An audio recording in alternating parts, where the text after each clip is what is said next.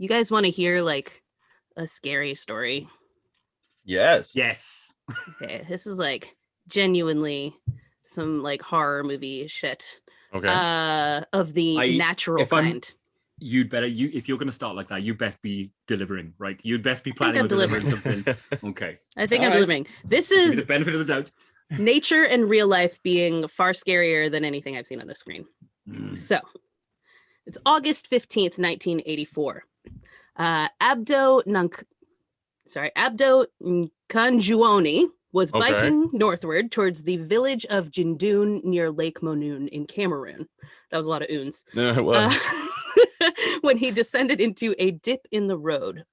He saw parked next to the road a pickup truck he knew to belong to a local priest, small town. But upon inspection, he found the priest's dead body on the ground next to the truck. Ooh. As he continued his journey, he came across yet another corpse, a man's body still astride a stalled motorcycle. And in his own words, he knew something terrible has happened. So he's found a priest on the ground and another guy dead just standing up on his motorcycle, right? Mm-hmm. The bike is still idling. Bike is still on. idling. Guy's there, but he's dead. I'm in. So he continues on in a trance-like state, and soon he becomes too weak to bike. So he continues on foot. He passes a herd of dead sheep.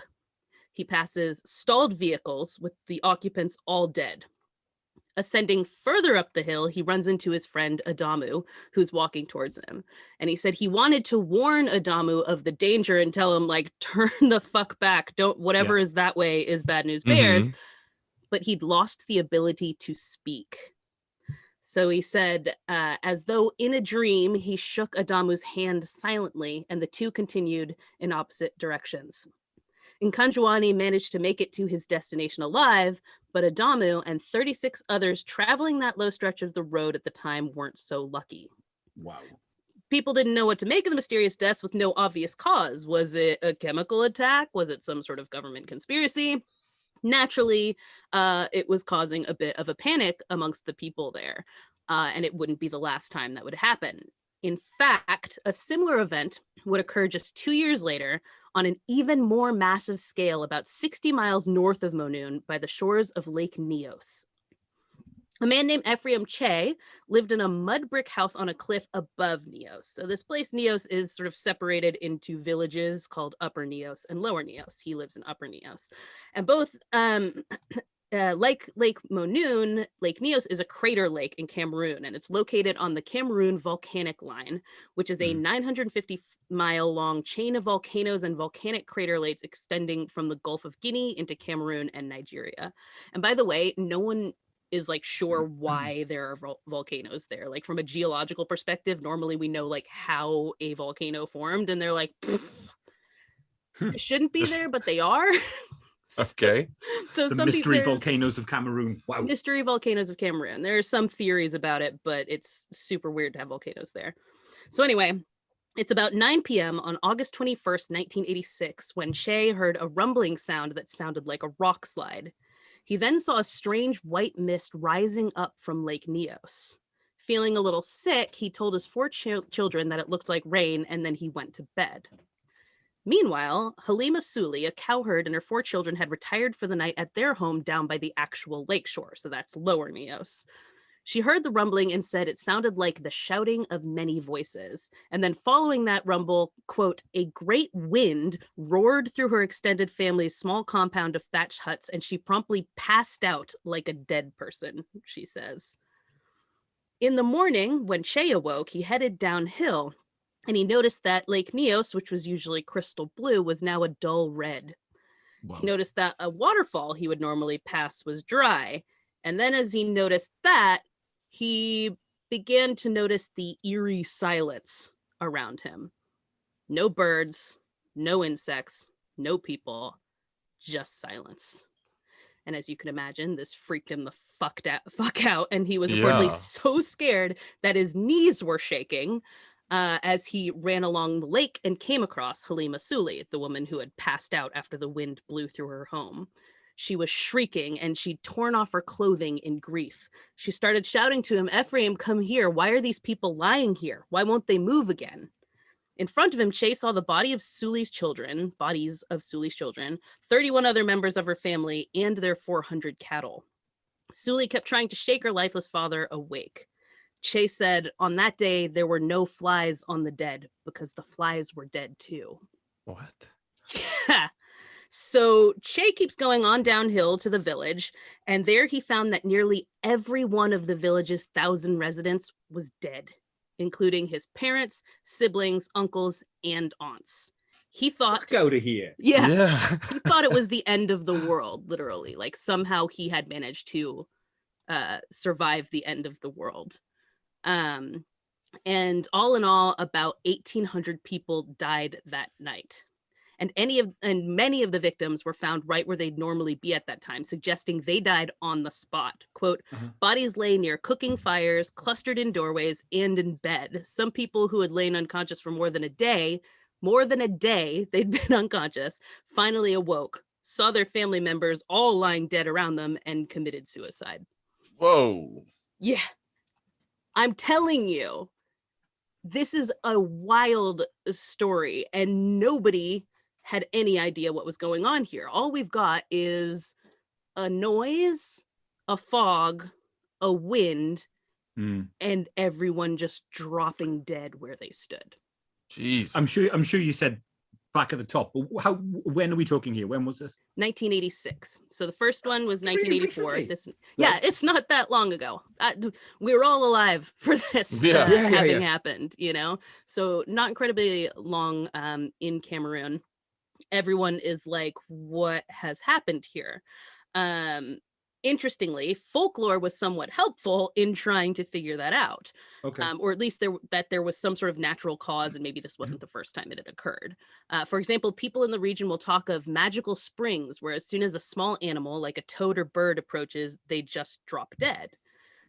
Geologists realized that these haunted springs are hot springs with super high levels of volcanic gases, and they figured the bottom of Lake Nyos, there must be similar springs existing that would release large quantities of toxic gases into the lake. Other folk tales, which are referred to as geomyths, which is a phrase I kind of like, include stories of haunted lakes that will explode or drown people, which could very well be based on past disasters similar to what happened in 1986. A natural phenomenon attributed to supernatural powers like God, spirits, or enraged ancestors, because they're like, how else the fuck would you explain any of this? So for a long time, the shores of Lake Nyos were considered haunted and taboo. Only later, people ignoring the local traditions and taboos settled there. So, you know, if you had come from a family that had lived in that area forever, you probably built your house up in Upper Nyos. And the reason for that had kind of gotten lost over the years. It wasn't like people were like, oh, we live up here because that lake explodes and kills everybody sometimes. You know, that wasn't it. It was just sort of, now it's become tradition, and there's like a taboo about being down by the lake.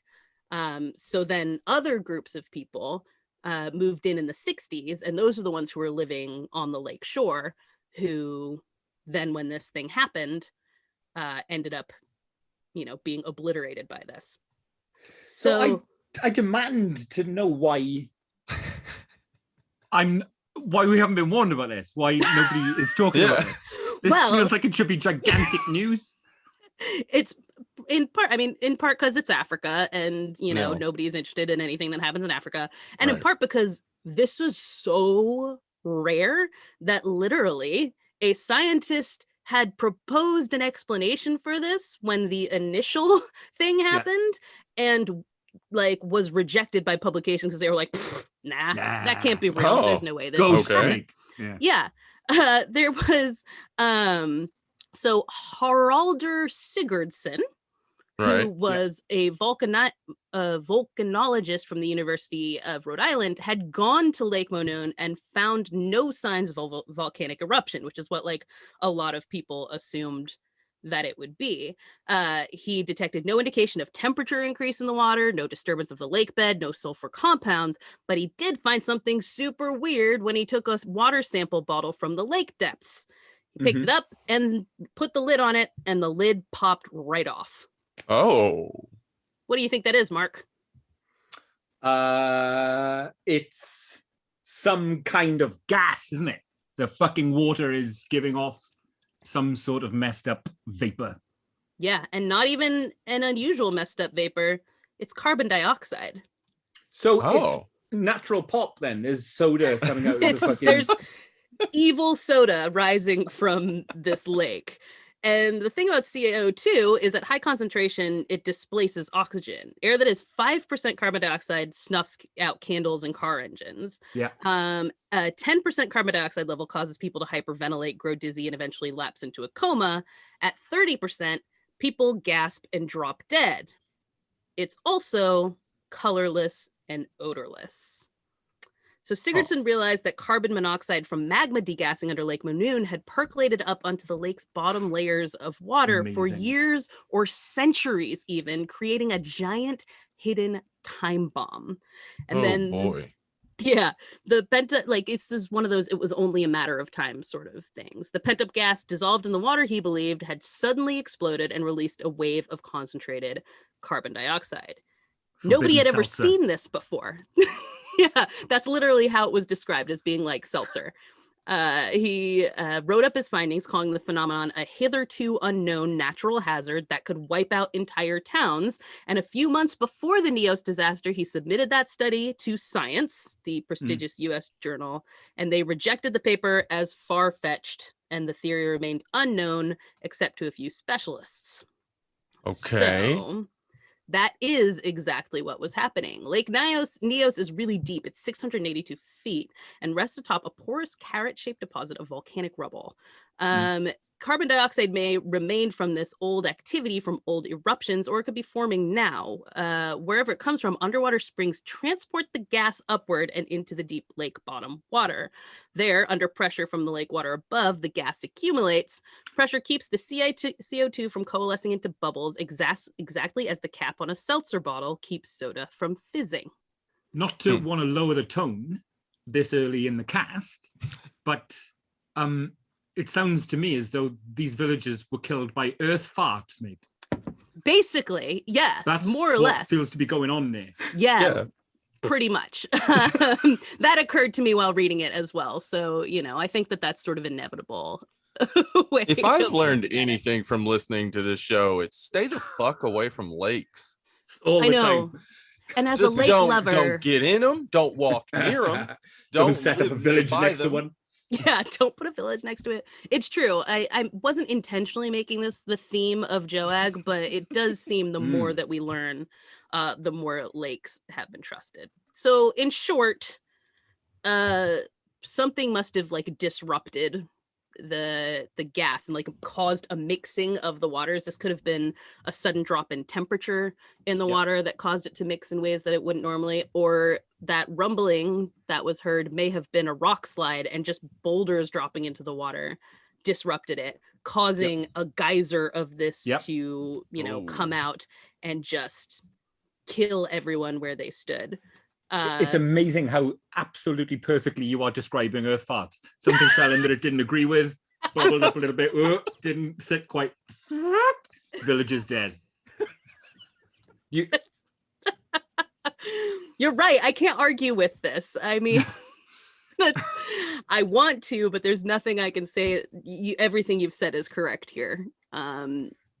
So yeah, what they've done essentially, which maybe takes it away, hopefully, from that particular analogy, is that they figured out that they could put a pipe in there that releases that gas so that it doesn't build up at the bottom. Some kind of fart shunt. That's exactly what it is. It's a guff siphon. God damn it. Hey, yes. Not to make light of the scale of the tragedy on display here. Right. No, it's terrible. It's just the your regular Joag warning, terrible. but we're not taking the piss. We're not. It is. But the phenomenon is extremely interesting. Yes. And that, of course, they wanted to make sure that this wasn't just going to happen again. Eventually people forget it happened and then more people move back over there and then this happens over and over again for all time. So they built this pipe that is supposed to sort of get that out, so it kind of goes off like a geyser, like a little Old Faithful kind of situation, lets out some of that carbon dioxide pressure, and hopefully keeps it from being like just this powder keg, this like bomb down there to explode. But it's very expensive to maintain, and also they're like, one bite might not do it. There's every chance that it might still do this again, and Lake Nyos has not claimed its last victims. Ooh. Better out than in. That is what they say. You know that joke. That joke is in Shrek from that actor you hate. So another time, but I do, for the record, I fucking do. I would push him into a fucking guff lake any day of the week. I hate his guts. Yeah. So am I right? That is a horror movie scenario. That's like completely. Just the image of people just like where they are. Can you imagine the guy guy walking from town, seeing all the dead bodies, encountering his friend and wanting to be like, don't. Yeah. And the fact that there was absolutely no sound, you know what I mean? It was silent but deadly, you know? Oh, fuck's sake, Mark.